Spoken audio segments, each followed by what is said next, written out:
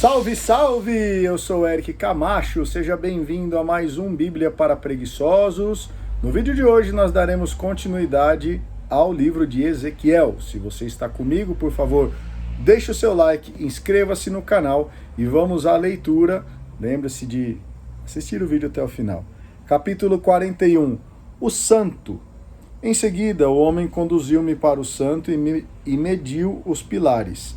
3 metros de largura de um lado e 3 metros do outro. A largura da entrada era de 5 metros, enquanto as ombreiras da entrada tinham 2,5 metros de ambos os lados. Mediu também o Santo. Tinha 20 metros de comprimento e 10 metros de largura. O Santo dos Santos. Ele me conduziu para dentro do Santo dos Santos e mediu. O pilar da entrada tinha 1 metro, a entrada 3 metros, e as ombreiras da entrada 3,5 metros. Depois mediu o Santo dos Santos. Tanto o comprimento como a largura tinham 10 metros. Do lado do Santo ele comentou: este é o Santo dos Santos. As celas laterais. Em seguida o homem mediu a parede do templo. Tinha 3 metros. A largura da ala lateral era de 2 metros ao redor do templo. As celas ficavam superpostas em 3 andares, com 30 celas cada um. As celas se ajuntavam à parede do templo, isto é, as celas que ficavam em torno, servindo de suportes, mas não existiam suportes nas paredes do templo.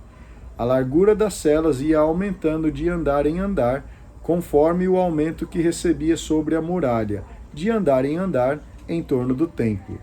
Vi que o templo tinha uma rampa, que o rodeava todo e que formava a base das celas laterais. A sua medida era de 1 vara, isto é, 3 metros. A espessura da parede externa das celas laterais era de 2,5 metros. Havia uma passagem entre as celas do templo e as câmaras com a largura de 10 metros, em torno de todo o templo. Como entrada das celas laterais, havia na passagem uma entrada para o lado norte e outra para o lado sul. A largura da entrada era de 2,5 metros. O edifício ocidental. O edifício que limitava com o pátio do lado ocidental tinha 35 metros de largura, enquanto a parede do edifício que ficava em torno tinha 2,5 metros de espessura e 45 metros de comprimento. O homem mediu também o templo. Tinha 50 metros. O comprimento do pátio, do edifício e de suas paredes era de 50 metros. Depois mediu a largura da fachada do templo e do pátio para o oriente. Era de 50 metros. Por fim, mediu o comprimento do edifício junto ao pátio por trás, bem como a sua galeria, de um lado e do outro, obtendo também 50 metros. Ornamentação interior. O interior do santo e os vestíbulos dos pátios, os limiares, as janelas de grades e as galerias dos 3 lados, em frente do limiar, estavam revestidos de madeira em volta, desde o chão até as janelas. E as janelas eram gradeadas, desde a entrada até o interior do templo, bem como por fora, sobre toda a parede em volta, tanto por dentro como por fora, estavam esculpidos querubins e palmeiras, uma palmeira entre 2 querubins. Cada querubim tinha 2 faces, de um lado uma face de homem, voltada para a palmeira, e do outro lado uma face de leão, voltada para a palmeira. Isso em torno de todo o templo. Os querubins e as palmeiras estavam esculpidos sobre as paredes, desde o chão até o alto da entrada. As ombreiras da porta do santo eram quadradas. O altar de madeira. Diante do santuário havia algo com aspecto de altar de madeira e tinha 1,5 metros de altura, 1 metro de comprimento e 1 metro de largura. Tinha cantos, base e lados, tudo de madeira. O homem disse-me: essa é a mesa que fica na presença do Senhor. As portas. O santo tinha 2 portas e o santuário 2 portas. Ambas as portas eram de 2 batentes. 2 batentes pertenciam a uma das portas e 2 à outra. Sobre as portas do santo estavam esculpidos querubins e palmeiras, como os que se encontravam sobre as paredes. Do lado de fora, na frente do vestíbulo, havia um anteparo, bem como as janelas gradeadas e palmeiras de um lado e do outro, sobre os lados do vestíbulo, nas celas do templo e nos anteparos. Capítulo 42. Dependências do templo. Então o homem levou-me para o pátio externo, para o lado norte e para junto da câmara que fica na frente do pátio, na frente do edifício do lado norte. A fachada da câmara media 50 metros de comprimento para o lado norte e 25 metros de largura. Em frente aos vestíbulos do pátio interno e em frente ao pavimento do pátio externo, havia uma galeria em frente à tríplice galeria. Em frente à câmara havia uma passagem que tinha 5 metros de largura para dentro, 50 metros de comprimento. Suas entradas davam para o norte. As câmaras superiores eram menores do que as de baixo e do meio, porque as galerias tomavam um espaço maior do que as de baixo e do meio. De fato, elas se dividiam em 3 andares e não tinham colunas como o pátio. Por isso, eram mais estreitas do que as de baixo e do meio, a partir do chão. A parede do lado de fora, junto às câmaras voltadas para o pátio exterior, em frente às câmaras, tinha 25 metros de comprimento.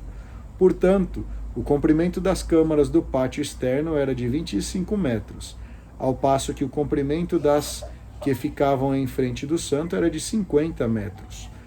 Por baixo dessas camadas estava a entrada do lado oriental, pela qual se dava acesso desde o pátio externo. Junto à largura da parede do pátio, do lado sul, em frente ao pátio e ao edifício, havia câmaras. Fronteiro a elas ficava um caminho, como para as câmaras que estavam do lado norte. Tinham elas comprimento e largura idênticos, e também eram iguais às saídas. A disposição e as entradas. Por baixo das câmaras que ficavam para o lado sul, havia uma entrada, no começo de cada caminho, em frente à parede correspondente do lado oriente, junto à entrada. O homem disse-me: as câmaras do norte e as câmaras do sul, que ficam fronteiras ao pátio, são as câmaras do santuário, onde os sacerdotes que se aproximam do Senhor comem as coisas santíssimas. Aí depositarão as coisas santíssimas, a oblação, a oferta pelo pecado e a oferta pela expiação, porque o lugar é santo. Depois de entrarem aí, os sacerdotes não sairão diretamente do santuário para o pátio externo, mas primeiro depositarão aí as vestes com que tiveram exercido suas funções litúrgicas, porque são santas. Colocarão outras vestes e só então poderão dirigir-se ao local destinado ao povo. Dimensões do pátio.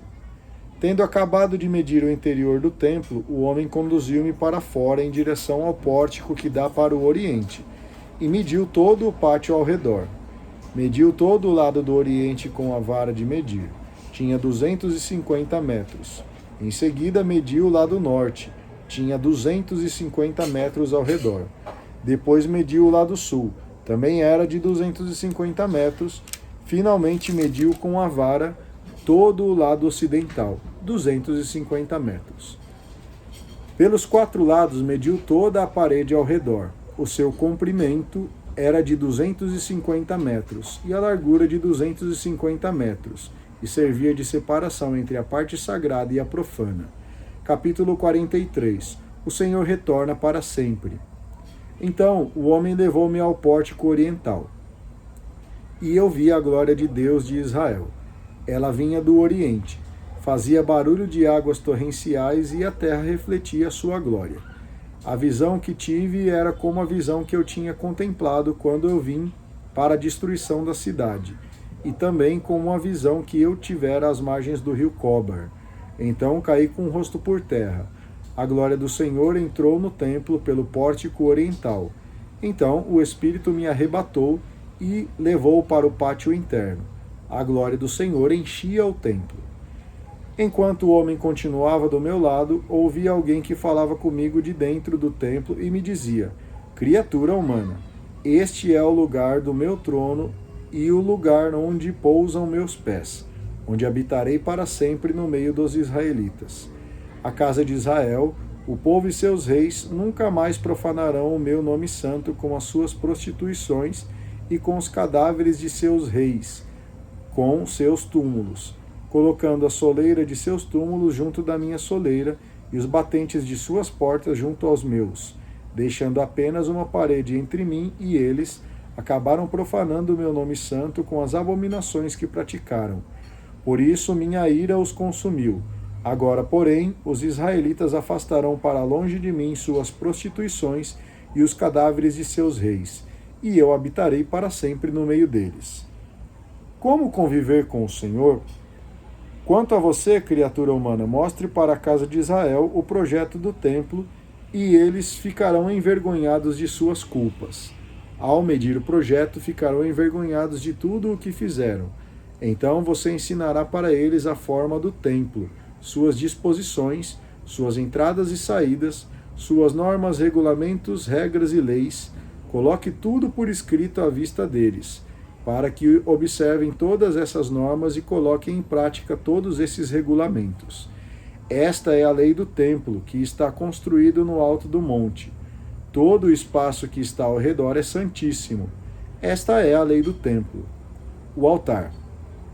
São estas as medidas do altar, em côvados iguais a 1 côvado e 1 palmo. A base tinha 0,5 metro de altura por 0,5 metro de largura. O espaço junto ao rego que contornava o altar era de 1 palmo. Essa era a base do altar. Da base até o pedestal inferior, o altar tinha 1 metro e a largura era de 0,5 metro. Do pedestal menor até o pedestal maior tinha 2 metros por 0,5 metro de largura. A lareira tinha 2 metros e acima da lareira havia 4 chifres. A lareira era quadrada com 6 metros de comprimento por 6 metros de largura. O pedestal também era quadrado, com 7 metros de comprimento por 7 metros de largura. A borda em torno dele tinha 25 centímetros e a medida da base em torno era de 0,5 metro. Os degraus davam para o oriente.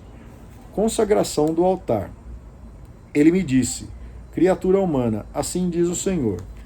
Esses aí são os estatutos referentes ao altar, para o dia em que o construírem para oferecer sobre ele o holocausto e sobre ele derramar o sangue. Você dará aos sacerdotes levitas, aos da família de Sadoc, que se aproximam de mim para me servirem, oráculo do Senhor, um novilho para o sacrifício pelo pecado. Então você pegará sangue do novilho e colocará sobre os 4 chifres, sobre os 4 cantos do pedestal e sobre a borda em torno. Com isso você purificará o altar e fará expiação por ele. Em seguida você tomará o novilho da oferta pelo pecado e o queimará no lugar do templo que foi destinado para isso, fora do santuário. No segundo dia você oferecerá um bode perfeito como oferta pelo pecado, e com ele o altar se purificará do pecado, tal como foi feita a purificação com o novilho. Acabando de fazer a purificação do pecado, você oferecerá um novilho perfeito e um carneiro perfeito. Você os oferecerá diante do Senhor, e os sacerdotes espalharão sal sobre eles, oferecendo-os em holocausto ao Senhor. Durante 7 dias, diariamente, você sacrificará um bode pelo pecado, e além disso, sacrificarão também um novilho e um carneiro do rebanho, todos perfeitos, durante 7 dias. Assim farão a expiação pelo altar, e o purificarão e consagrarão. No fim desse período, do 8º dia em diante, os sacerdotes oferecerão sobre o altar os seus holocaustos e sacrifícios de comunhão, e eu serei propício para vocês. Oráculo do Senhor. Muito bem, eu agradeço a você a companhia desta leitura. Por favor, faça o seu comentário, deixe o seu like e inscreva-se no canal. A gente se vê no vídeo de amanhã. Grande abraço e tchau!